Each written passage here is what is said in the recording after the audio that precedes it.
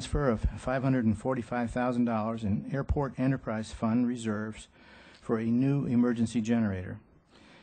In addition to the background information in your agenda packages and based upon our files and discussions with staff and consultants, it now appears that sometime in the fall of 2008, a reduction in the size of the emergency generator from about 700 kW to 100 kW was approved by a person or persons as yet to be determined. We can find no evidence in minutes, and no one can recollect any reduction being made.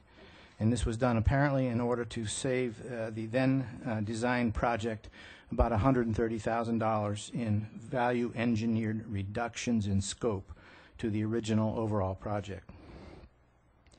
This all took place with our designers and apparently fell through the cracks during the same period as the last change to the airport's management, and was never brought to our attention until we ran emergency power test just prior to relocating and discovered this public safety issue. That is, having an inadequately sized emergency generator to power all necessary systems in the event of an extended power failure. This is a major concern and must be permanently rectified as soon as possible to maintain our operations 24/7, 365. We have sought and received emergency procurement authority from the Massachusetts Division of Capital Asset Management to immediately install a temporary rental 700 kW generator, which was completed last week. We now have the capability to remain open and in full operation in the event of an extended power failure, and we will have the final reconstruction and permanent generator in place within 20 weeks with your approval.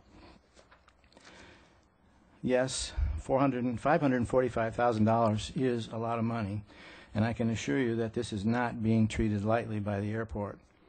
We may be able to recoup up to 80% of that cost from the Massachusetts Department of Transportation Aeronautics Division through their Aviation Safety and Maintenance Program grant funds, and we have already notified them of this request.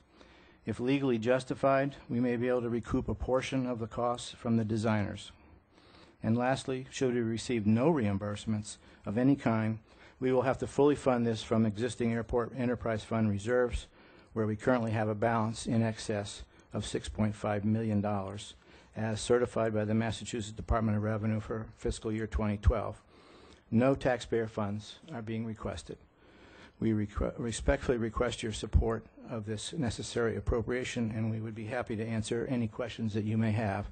And I will show you some of the slides that I handed out to you earlier. What you see in front of you is the aerial view of the terminal, and the left-hand corner by the building is where the temporary generator has been installed. The current 100 kW generator is in this area here of the project, and we probably will put the new permanent generator here, take up a couple of parking spots to rectify the situation. This is the 100 kW generator that we currently have. It's brand new. It's a gas-powered emergency generator. It just covers emergency lighting systems in the building, some of our access control points, and that's about it. Some of our parking lot lights, some ramp lights, and most importantly, the parking booth so I can collect the tolls. This is the old generator building, which will be torn down next week.